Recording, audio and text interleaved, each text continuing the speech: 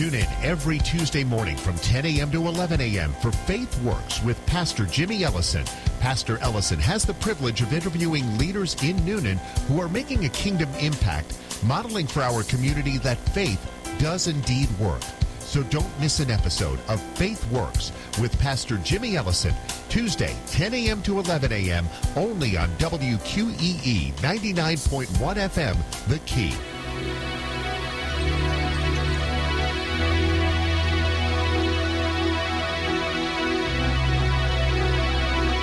Good morning. It's now time for Faith Works with Pastor Jimmy Ellison from the Newnan City Church. Conversation with Christian leaders in the community where faith really does work. Here's your host this morning of Faith Works, Pastor Jimmy Ellison. Good morning. I'm Jimmy Ellison, and you're listening to Faith Works, where each week we have conversations with different leaders in our community who are demonstrating that faith does indeed work. And I am thrilled to have my good buddy Derreck Teagle on the show this morning. Brother, how are you? Que pasa? Que pa? Listen, a little Espanol. Bilingual. Not just spent 2 years in high school. That's impressive. I like it. I like it, man. Well, I'm so glad that you're on the show. We've been meaning to get together to talk through some of the things that we're going through in Newnan, and I found out before the show you got some questions for me that I don't know what the questions are yet. Not really questions. We talked about you last night on our sports talk show. Oh, okay. And basically, I shared to the listeners that you was a Macintosh Chief Hall of Fame member. That's right. And I told them, to my listeners, that it really didn't mean anything because it's Macintosh. Hey, I want you to know I was inducted the same night that Jeff Shepard. Which is big time. Well, Jeff Shepard is big time. You're big time too. But you're right. It was just for those who are interested. I am in the Hall of Fame, the Sports Hall of Fame. However, it's not because I was a great athlete. I tell folks I was really not an athlete. I was an offensive lineman, right, and I was not an athlete. But I did get in, snuck in. So that's all that matters. As long as you're in. Of course, I've had so many people say to get into the Hall of Fame at Macintosh by being a student, graduating in '86, is really not saying much. But I would say this, honestly, with sports in general at Macintosh, when you look at golf and soccer and baseball and softball and to be in the Hall of Fame at that school is really saying something, because it's been some dominant teams that came through. Man, we've had some unbelievable soccer teams, yes. Tennis, golf. We've won state and tennis and golf, and not tennis, but golf and soccer. I guess those are the only two that we've won state in. Right. But anyway, some great teams, needless to say. Right. But of course, been region champs and all of those that you just mentioned. Right. So, well, man, I'm thrilled that you're here. We're going to talk a little.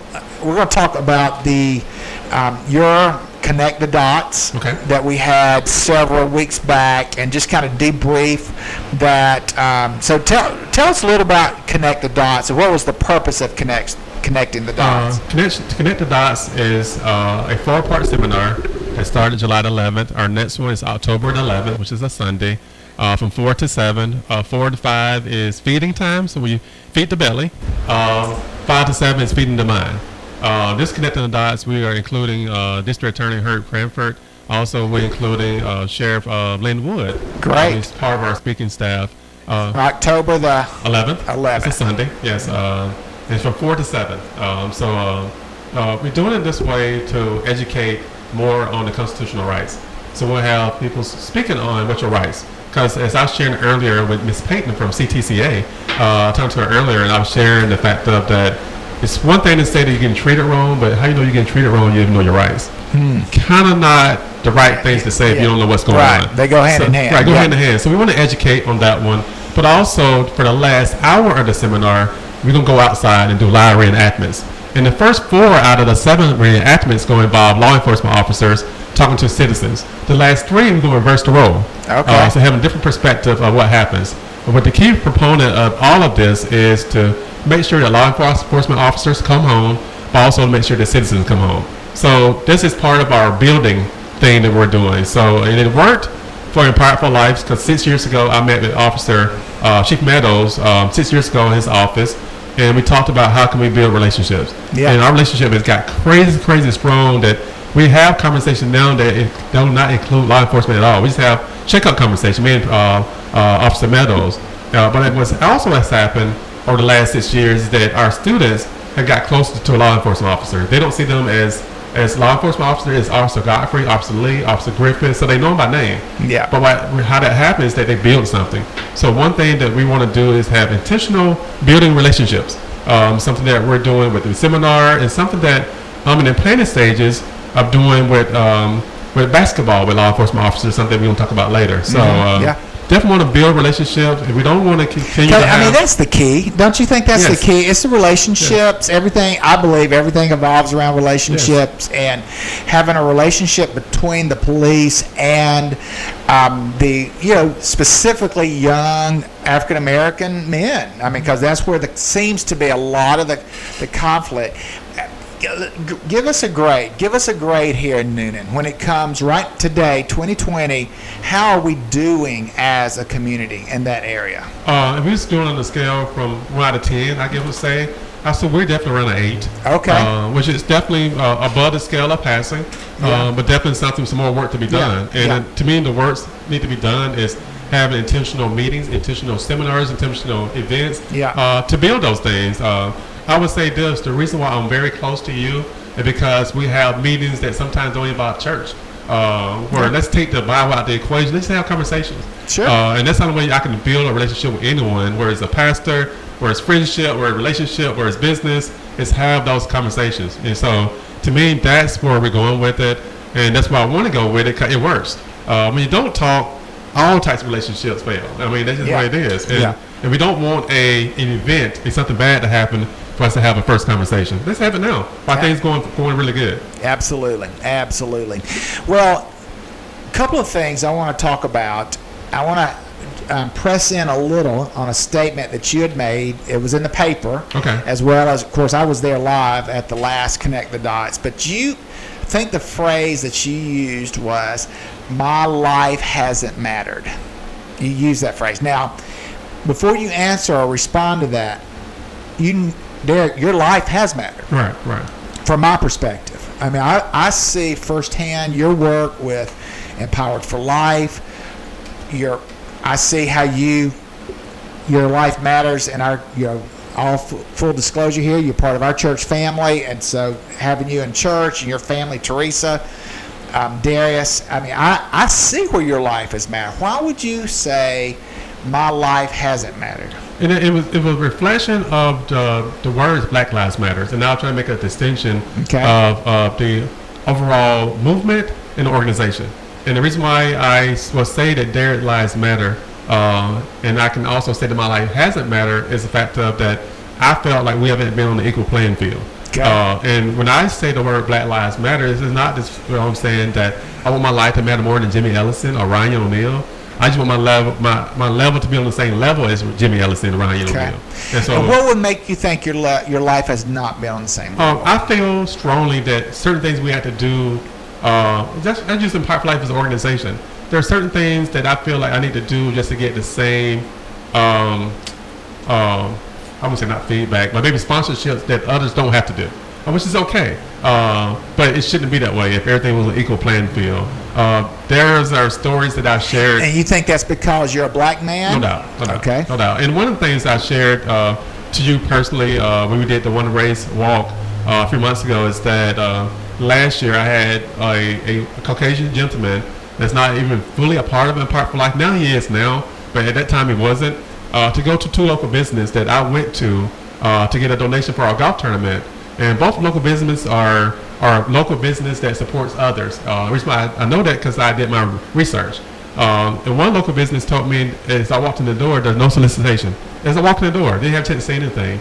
The other business... Did you come in with a folder or something? So they knew you were there to see if they would support the golf tournament or whatever. Right. Okay. And the second one actually let me in and talk to me, but was asking me crazy amounts of questions, and I was giving them answers to it, because it's easy to give answers when the answers are there. But told me after I said all of that, like, no, we're not supporting. But I asked this guy, who's now part of my organization, to go to both business and just ask them for donation. Immediately, both local business supported the golf tournament last year. And did did they know this guy? And the guy had no information with him. He was just talking to them about. And so did he? But he didn't know him. No, not at all. So he's just telling about Empowered for Life. We're doing this golf tournament, and they said, okay. And both of them became whole sponsors last year, which is crazy that they taught me. One time we no solicitation at the beginning. Wow. I mean the sociologist in me wants to ask, why would what has happened in this guy? What is his experience that would make him not trust you? I mean, that's what the issue was. He didn't trust you, right. And he did trust this guy. Right. I mean, I know it's black related, Right. black white. I believe that, but how? Wonder what his experience is. I mean, I wonder. Right, and the crazy thing, one of the places that I'm referring to, I don't want to throw names out there. Sure, yeah, don't do that. Definitely have plenty of black employees.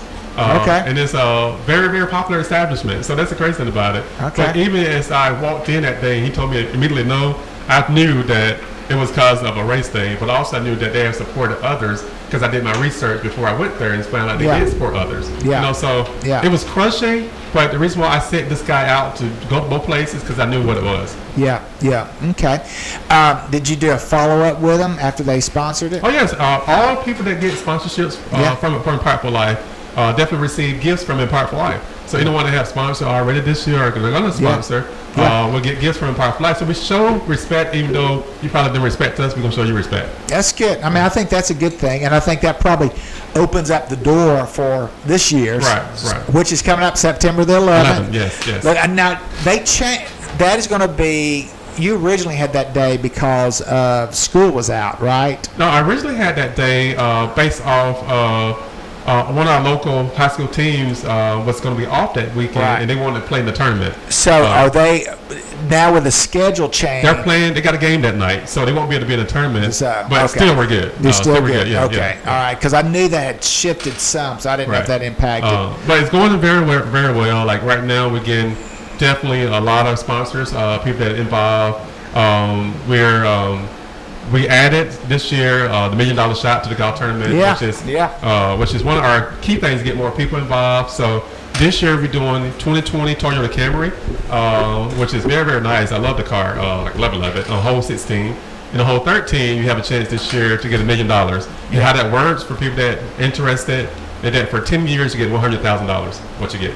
So it's a true $1 million shot. Yes, and then true Toyota Camry. $100,000 for 10 years. Yes, so you can get. In the golf tournament, you can get a total of $1,300,000. So you win, you get $300, and also you get $1 million shot, and also you get a 2020 Toyota Camry. So a lot of dollars out there to be getting. That is just amazing. And one good thing as well, one of our local Outback Steakhouse is actually going to provide meals for everybody at the golf tournament. Golfers and volunteers. Really? Yes. Are you kidding me? Yes. So got that. Now we've got a couple of foursomes playing, but can the pastor get a steak too, even though I'm not playing? No doubt. Okay. All right. That's why you part of the volunteer team. A volunteer team. Good. I'll be there volunteering. That is great. Well, first of all, I love that we have a friendship that we can just be on you. I love it when you're honest with me and say, you know what, Jimmy, I don't know if this is healthy to do it this way or do that. Right. I mean, you've been very transparent with me. I've been transparent with you. One of the things that, and I had this conversation, I think, last week with you, I am tired of talking about it. I'm ready to move on. I'm ready not to move away from the subject, but to move to action. No doubt. So, with that said, regarding the race issues. So two things I want you to I want to ask you. One is, what you gave us an 8 in here in Noonan. Can you think of something we've done we could have done better? And then can you think of what have we done well? What's an example on both sides? So that's the first question. Okay. And then the second question is, what are some next steps? So you want to address that first question? The first question, things that I probably wish could have been done a little bit better. Yeah. I feel, because I'm so wordy with my words, and I don't like to read off a statement or have anything prepared for me. Yeah. I would have loved that people that in leadership roles in our community could have came out without a prepared statement. and just have like openly like, man, this is how I really feel. Because to me, prepared statements to me is fake in a lot of ways. Somebody kind of write them for you sometimes, so it's not even coming from home. So what do you mean? When you say prepared, who came out with a prepared statement? What do you mean? Leaders in our community. I would say like in the papers. Political leaders, yes. Political leaders in the papers. Right. It was sometimes basic. Well, how do you know it was a prepared? I mean, how do you know it was a prepared speech? Word, you can tell when something is not really from the heart. I feel this come way. on now. I feel this way. Okay. But also, one of our leaders did a. I'm pushing back on him, Ryan, on this one. One of our leaders did a 14-word statement about race relations.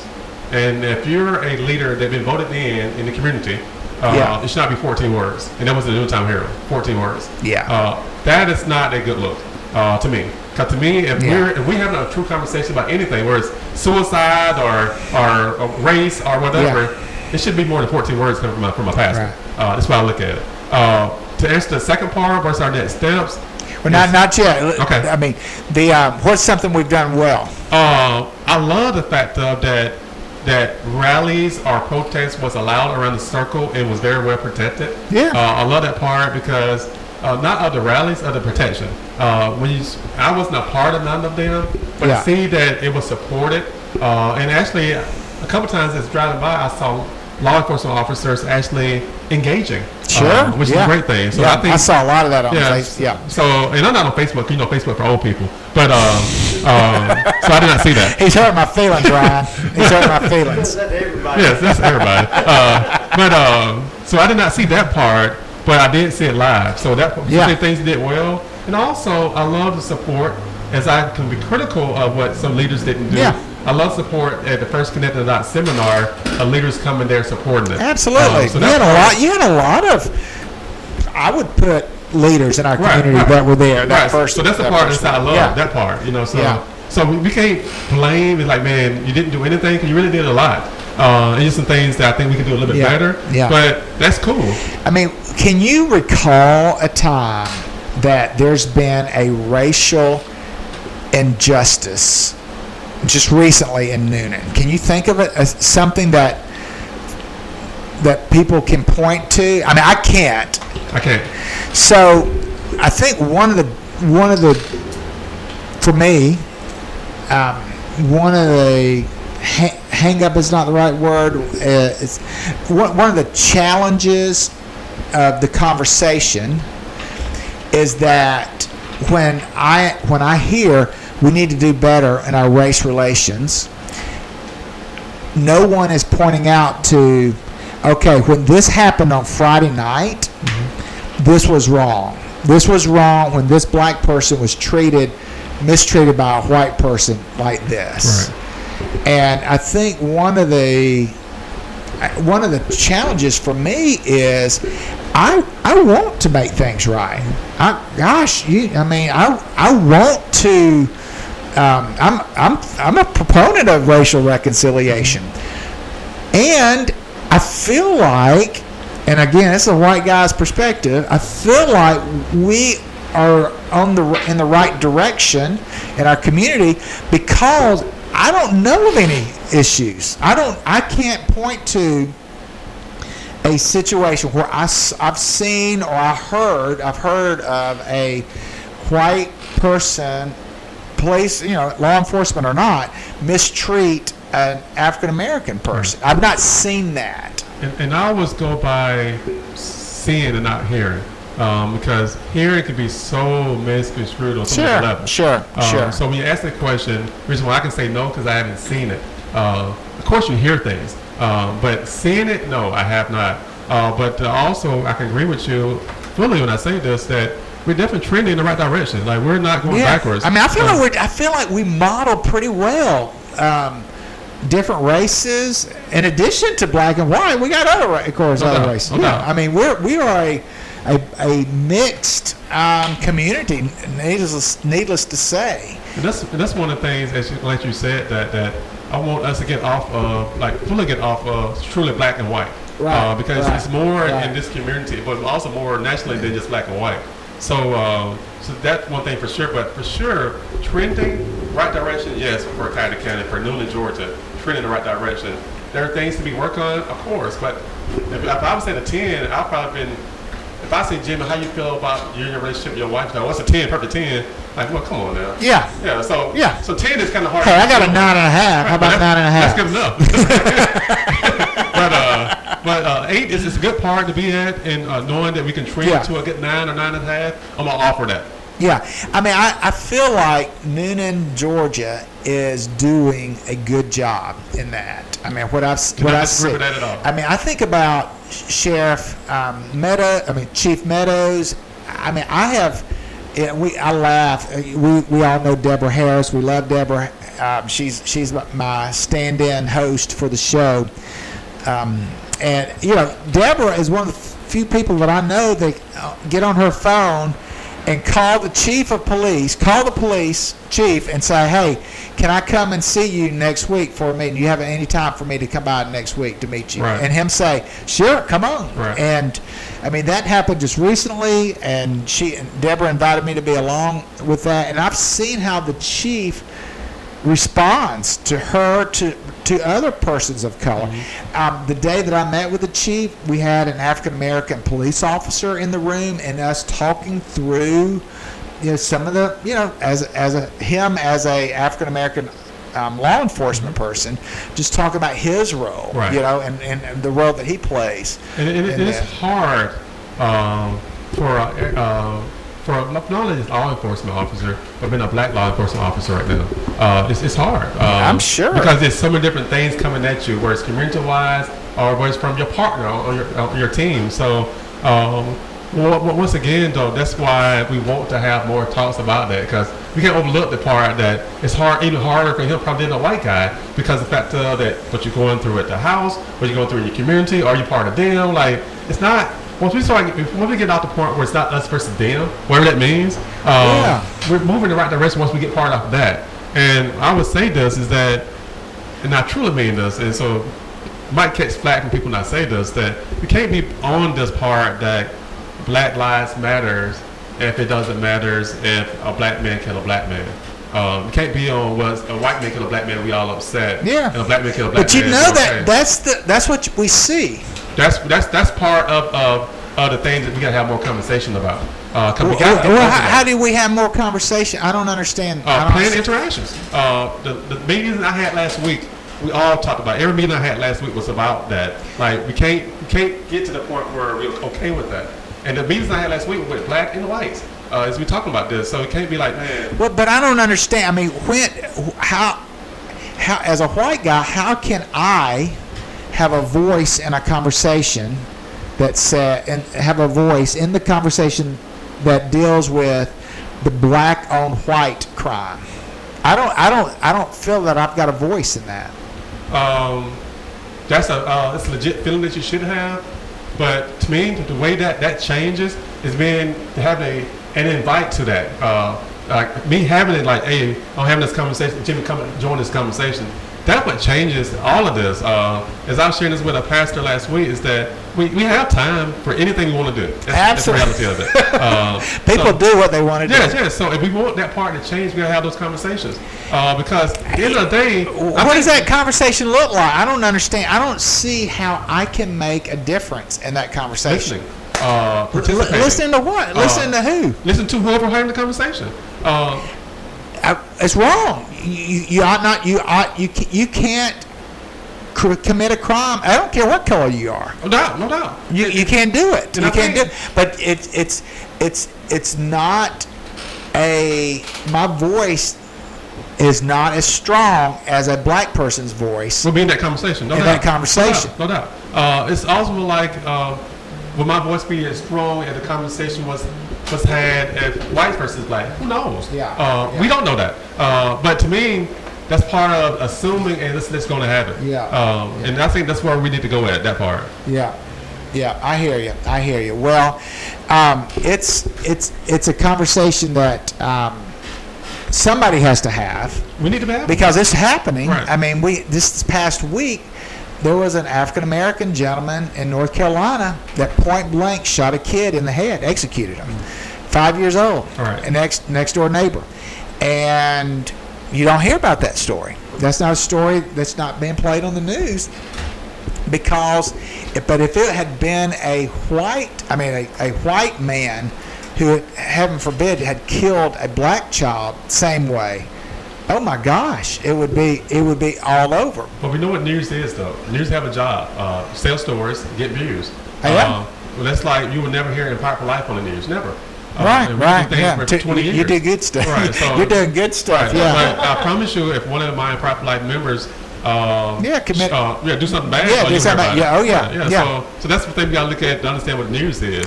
But still, that's a bad thing. If it had been flipped, if the races had been flipped, it would have been a story that would have been all over the news. That sells. Yeah. Sadly, that sells. Yeah. But it's both are wrong. Well, it's. I know we're on the same page on all this, but I wish the local media would be on the same. I wish the media would feel. Well, I wouldn't say local because I think local media. That's wrong. You're right. Local media I think do a really good job. National. One thing I can say about News Times Herald, they really do a great job with reporting stuff. Yeah. But definitely national, I agree with you. Yeah, that's good. That is good. Well, we're coming up on a hard break, and we're going to go ahead. If Ron, is it okay? We'll go ahead and take our break early. We're about 90 seconds ahead, but if we can go ahead and take our hard break. When we come back, I want to hear next steps because that's where I am right now. I'm done. I'm done just talking about it. What can we do to move the needle? What can we do to help bring that 8 up to a 9? And I know you and I have talked. We've got some great ideas. You've got some great ideas that I'm excited about. We'll talk about those when we get back. Cool. Friends, you're listening to Faith Works. I'm Jimmy Ellison.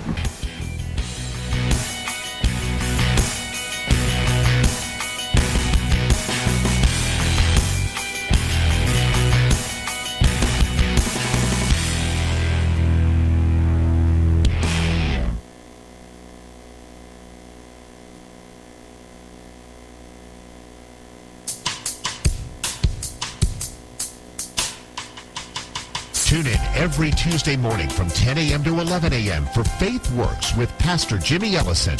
Pastor Ellison has the privilege of interviewing leaders in Noonan who are making a kingdom impact, modeling for our community that faith does indeed work.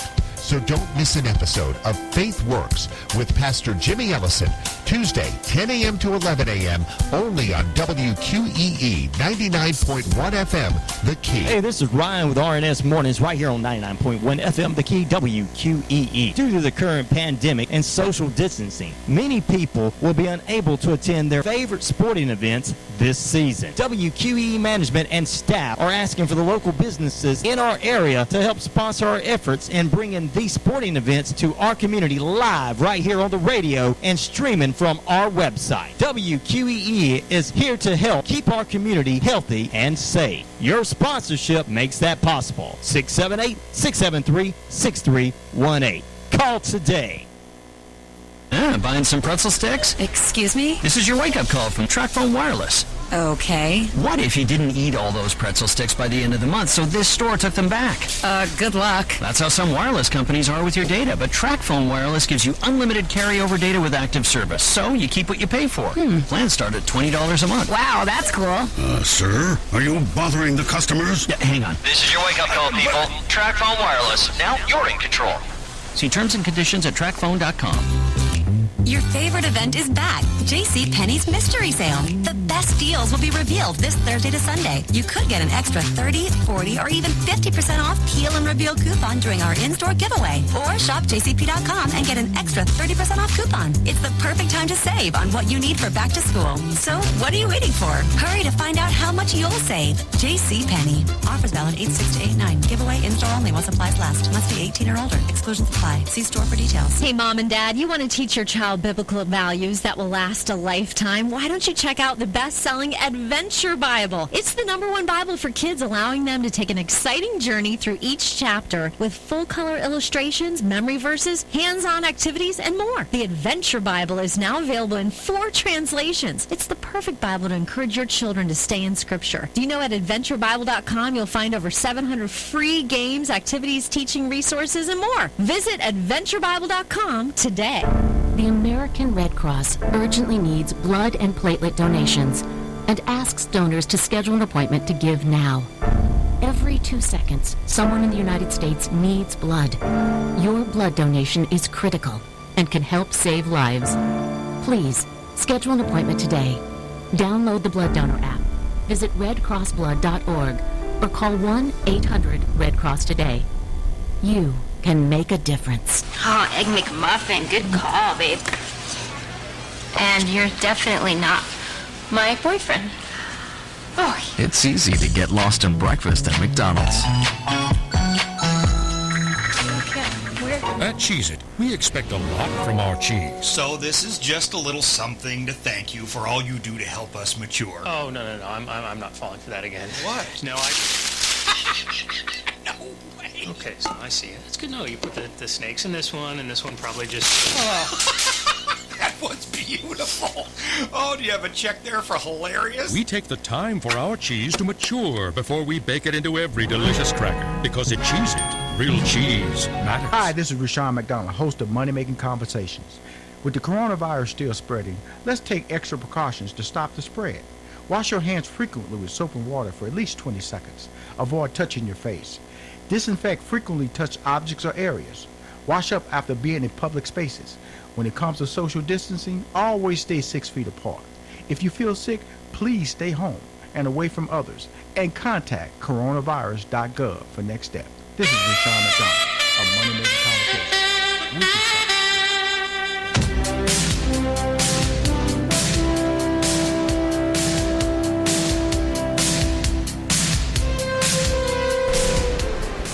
Welcome back to Faith Works. I'm Jimmy Ellison, and we are in a great conversation. We've got my good friend Derreck Teagle, who's with us today. We're talking about race relations and Noonan and the health of our community and how we can make things better. And specifically, Derreck, I think Sunday we were talking, and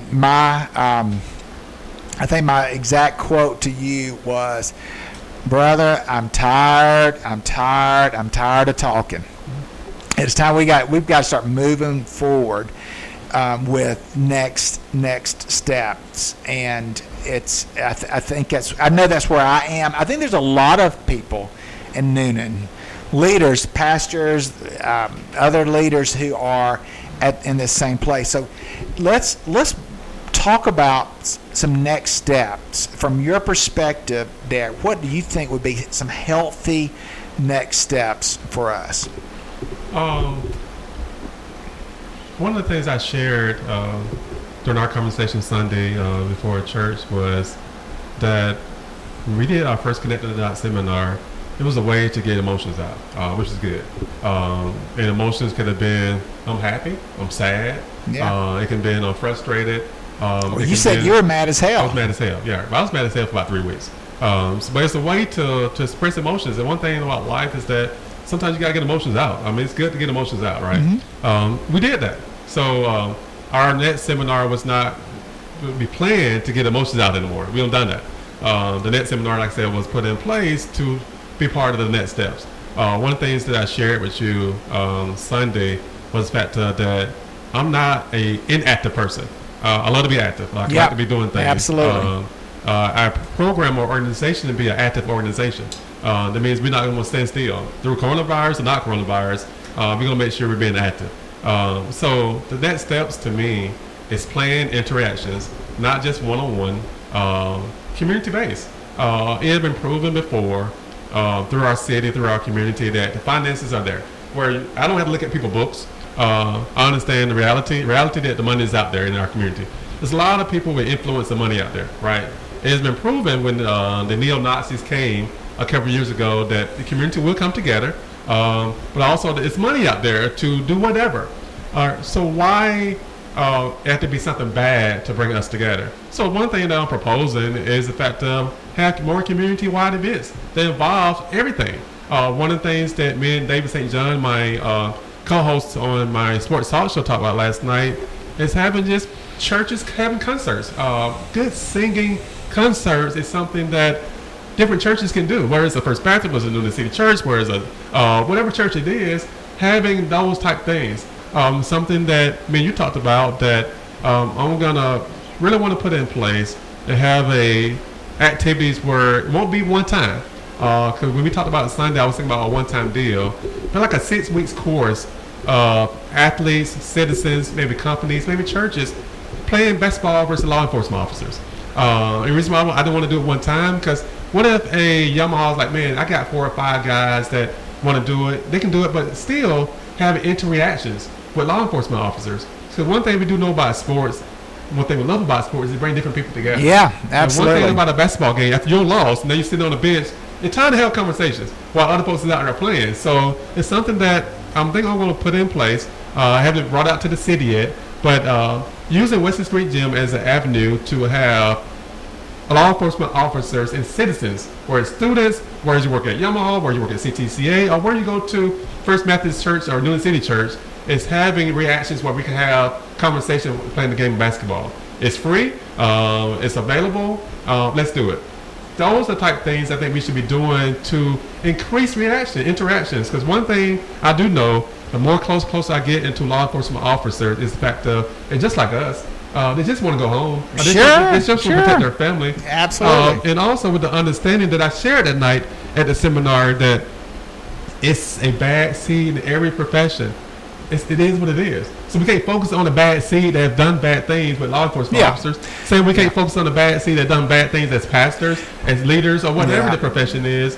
Focus on the ones that are doing good, and let's train towards more doing good. By that happening is having conversation where, man, I didn't realize you thought that way.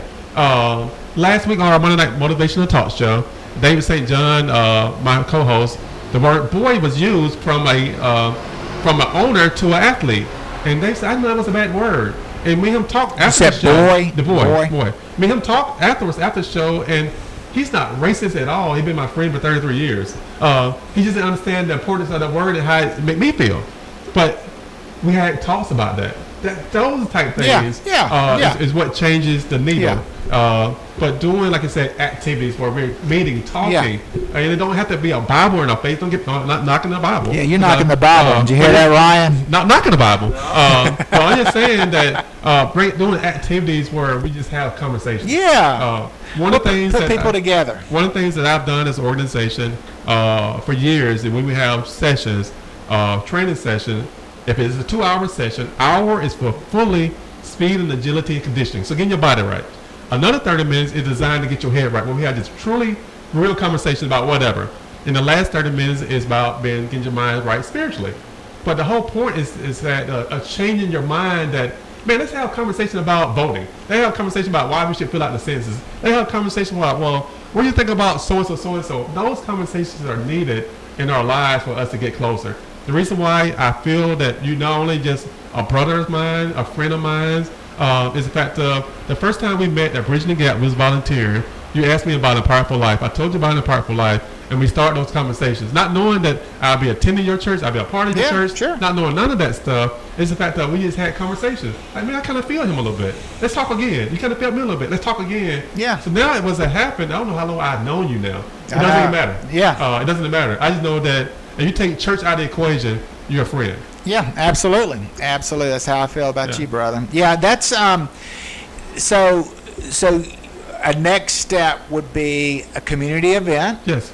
Community event with an S. With an S, plural. Yes. So how do you target? I know how we get the police. Cause you could call the police, and because you've got relationship with the chief. Yes. As well as all these officers. Yes. That you know. So that I could see that happening. How would you bring the kids out? With personal kids with Powerful Life is easy. Because like I said, we have daily conversations about this. It's not like, oh my God, we have these conversations. But getting other kids, that's where I think involving the school system is become a part of it. One thing that I've developed over the past month and a half is a relationship with Mr. Copeland from the school system.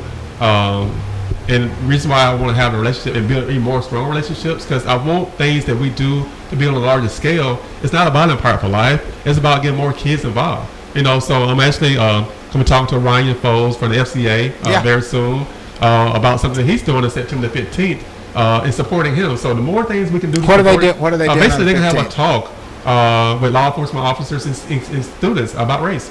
Okay. September 15th at Heatherwood Baptist Church where they have that. Sure, Heatherwood. Yeah, it's a great church. So those are things that we should do for supporting, but also getting more kids involved. At the end of the day, it's like I said, it's not about Derreck personally. It's not about empowering life. Right. It's about educating our community. Right. Education don't stop at age 18. At 43, I need to be educated. Yeah. Absolutely. Well, I think us coming together to say, hey, we're going to do these events. I mean, I think that's a big step. Yes. Big step. And what about coach me on because we do have African American leaders who want to keep talking. I mean, I've been told that. I've been told not to say to say what are the next steps. I've been told that implies that you've not listened up to this point. I've had that told to me. So, or I'm not listening, or I'm not hearing the conversation because I'm moving on. I'm moving past the conversation to the action items. Coach me on how do I listen and help African American leaders and the community. How can I get on the same page? How can we get on the same page with let's get to action without just another listening session? Well, I would say this right here, and I'm sure we all have heard this before. You're never going to have everyone all on the same page. Okay.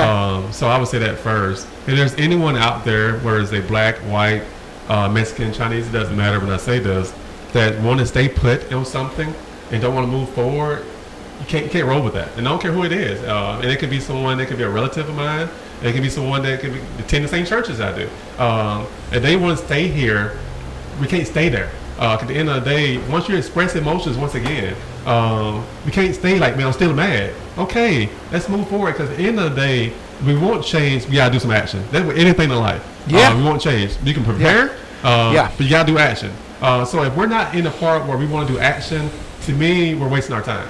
That's that's an excellent point, Derreck. And preaching, there's this concept of creating tension in the message. Mm-hmm. So you share a message, and you introduce your theme or topic, whatever you're going to be talking on, preaching that from the text that day.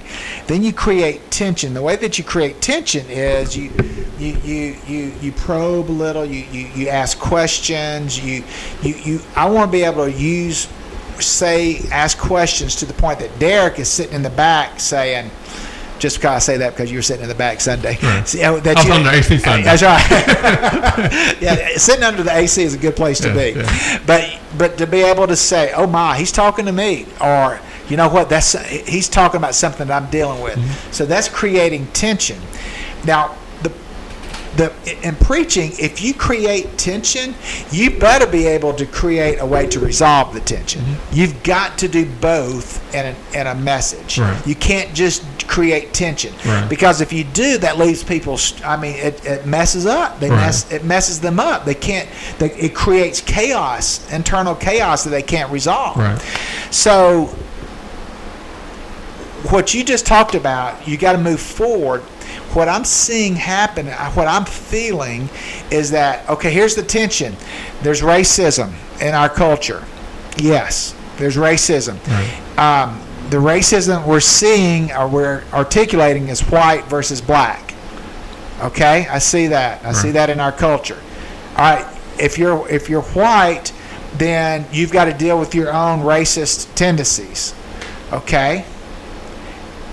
And then there's no resolve. We have to just, okay, you're right. So you end the conversation with, you're racist. Right. That's not good. That's not good. Yeah. That's not good. And, I love, as you just articulated, getting to the next step, taking action. Right. Because that's how you resolve the tension. That's how you resolve being, working through the differences and understanding. And I remember the first time because I call boy. You mentioned the boy illustration. I was at a preacher's meeting, and we were talking. There were some lay persons there, and we were talking about their pastor, African American. I was talking about, and he's a buddy of mine. And I said, "Boy, he is a good boy." I said it like that. He's a good boy. Man, he's a good boy. And that's a phrase that I use for black or white. This people, man, he's a good guy. He's a good boy. I would use that term. And I didn't realize that in African American culture at the time, I didn't realize that there's a history, as you articulated earlier. There's a history behind the word boy, with a white person calling a black person boy. There's history there, not good history. There's history there. I didn't intend on that, but this was the lay person. They just articulated that to me. They were not mad at me. They were not calling me a racist. So you didn't know? I didn't know. I had no idea. I had no idea. But they were able to say, "Hey, this can be seen as a racial slur, talking down to a person." So I learned. You know, I'm the first to admit I've got a lot to learn. You know, when you're born, you know, you're raised in a culture, you got to, you know, it works. You know, you need to know what's not appropriate. And I will say this right here. And when you use the word boy, or even use the word N-word, the N-word, I don't allow anybody to use that word towards me, black or white. Good. And to me, that's the part that we. What about the slang word of? I know I don't want to say it, but no first cousin, nothing, because you hear that in songs all the time. That's once again, that's why us having a platform, and we all have a platform. Yeah. Whereas a radio show host, whereas the preacher, or whereas the parent, we have a platform to check that stuff. So nobody, black or white, can call that boy to me. Like nobody, and I check it immediately, and I tell the reason why I'm so firm with that. But that's why I said once again, we got a platform to express that. Everyone in this world got a platform, especially when you're an adult. So they use our platform to express things that are hurtful, and that's why I said earlier, and I'm big on this. We cannot say Black Lives Matters and black versus black crime is not an issue to you. That should be an issue to all of us. Yeah. Whether you're black or white. But you understand that's not part of their platform. Right. That's why I said it's a difference between the overall organization and the movement. But the challenge is, how do you distinguish the two? Conversations. But if you're wearing a T-shirt that says #BLM, you're lining yourself up with the organization. Well, let me flip that on you. Okay. If someone had a T-shirt with a rebel flag, right? Yeah. I do not consider them a racist automatically. You ought to. Some people are. You ought to. No, I don't know. I don't. Because my thing in our culture today, if someone intentionally wears a rebel flag shirt, that are you trying to compare the Black Lives Matter? Yes. No, I'm not going. I'm pushing back on that. The reason why I say that, because there's people out there who say they're racist automatically. There's people who say BLM is like, oh, I can't deal with that, but not really understanding why somebody might have that shirt on. So that's why I say it can go both ways. I always look at how can you give me an example of justifying a rebel flag shirt? Somebody's got a big rebel flag shirt. There's a football team that had rebel flags for years. Ole Miss. If somebody had an Ole Miss shirt, were they considered racist? Or the players on the team considered racist? And most of the players on the team was black. How many of those wore? How many T-shirts did you see? I don't live in Mississippi. If I live in Mississippi, it should be probably a lot of them. I don't know if I've ever seen a Ole Miss shirt where the rebel flag was the primary. Now I know in the flag, they're just in their state flag. They just took it down recently. Exactly. Or in the process. Let's talk about the flag then. Okay. If I had a rebel flag, would it be considered racist in your opinion? Yes. You talking about South Carolina? No, just a rebel flag. Period. Just if somebody had a rebel flag right now. Where's the old Georgia flag? Yeah. So there's no. There's a difference between a Georgia flag and a rebel flag. Well, the rebel flag is in the old Georgia. No, that's the old Georgia flag. What I said. The old Georgia flag. Correct. The old Georgia flag. No, I don't think that's racist. Why not? If somebody when it was our state flag. Right, why not? That was not because it was our state. It was our. You asked me if somebody had flew the Georgia state flag when they had it, Right. that automatically calls them to be a racist. No, I'm asking you, would you consider them a racist or not? If somebody came out today with that, I would say yes. Why? Huh? It was our state flag. Because of the rebel flag. But when it's your state flag, when it was your state flag, that's different than somebody doing it today. We fixed that as a state. So would you? Zell Miller took that down when he was our governor. From let's say Zell Miller was the governor in '92, somewhere in that time frame. So before that, people that voted for that to be our flag, were they considered racist or not? Would you consider them racist? I don't know. That's my whole point. Yeah, I don't know. At that in 1992, somewhere around there, I wouldn't necessarily call it that. But again, we started this conversation talking about a rebel flag. Right. There's a difference between a rebel flag and 2020. So you consider people with rebel flags that fly in or on cars racist? Today. You consider them racist without a shadow of doubt? If I see somebody today in 2020 and they've got a rebel flag and they're waving their rebel flag, I don't know if I would say racist. I would say this is unhealthy. But not racist. This is not of God. Okay. Well, I don't know. I mean, it depends on your definition of racist. Okay. So I mean, can you be racist without action? Can you? All right. So again, so it's unhealthy. You would say unhealthy. How much time? We're getting fired up now. 6:53. I only got 2 minutes left. All right. So you say unhealthy. Unhealthy. All right. So what are your thoughts on with the Confederate statue? Then is that a racist movement or not? Yeah. Oh yeah. They're racist. Yeah. Okay. I think when the statues came up, it was because most came up in the 40s, 50s, and 60s. No doubt. And it was to remind the African American community of the past. Yeah. Right. Now I'm not one who thinks you need to tear it down, strip it down. I think you move it. Right. I think you move it to the cemetery. Right. You move it to where these men are buried. We're on the same page with that. Yeah. I don't. But I would be very supportive if we took down the statue in downtown Noonan. Me too. Or not. I say take down. Moved it. Move it. Yeah. I think it should be moved to the cemetery. And because you still honor that past. I mean, the past had sin in it, but you don't erase the past. I think the reason I think it should be moved because people that want to see it in that cemetery didn't have an opportunity to see it in the cemetery. Absolutely. They should not be a part of that. These are the men who are from, they had connections to Coweta County, and there's history there. You don't, just because there is a wrong and just because there was a part of that is wrong, you don't just you don't throw away history. Well, I don't think that's healthy. Let me say this. And I think history's good to know on everything. I mean, let me say this. To learn from it. And hopefully it's come across the wrong way that I don't see someone to have anything but rebel on them as an automatic racist. Okay. I don't. I think, do I assume that's a racist thought? Yes. Do I think it's automatic racist? No, I don't. Same way. I'm in that camp. I mean, to me, go ahead. I'll cut you off. But also in the part of the Black Lives Matters T-shirts, anything that I don't think nobody should automatically assume anything. My thing is, if you saw me wear because I have a Derek Lives Matter shirt. If you see me with that, I've seen that. Right. If you see me with that, it should not be like, oh my God, this dude, like he's got to be have an opportunity to learn. I like that. I like Derek. I like that shirt. I think that makes sense. This is a very nice shirt, ain't it? Very nice. But I'm going to say this. Just if I saw a person with a rebel flag,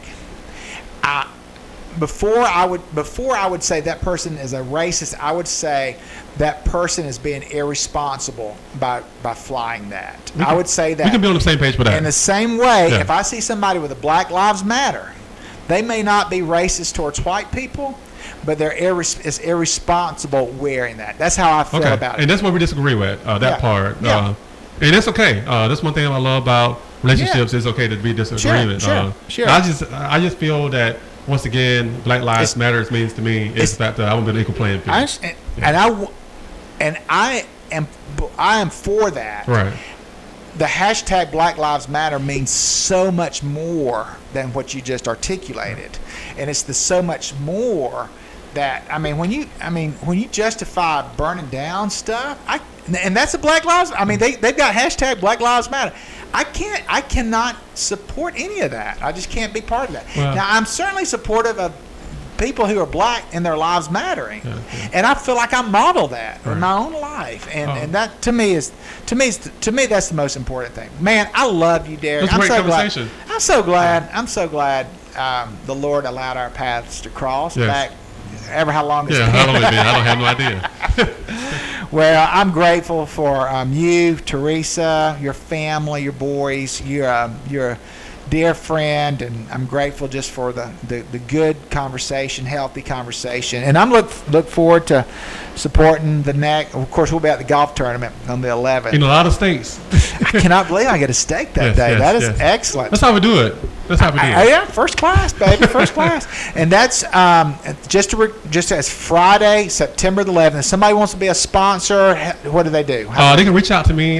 Cell phone is 678-953-2092. And we're doing seed sponsors, which start at $5, just like giving a seed. And we have whole sponsorships that start at 100 and go up to 1,000. Okay.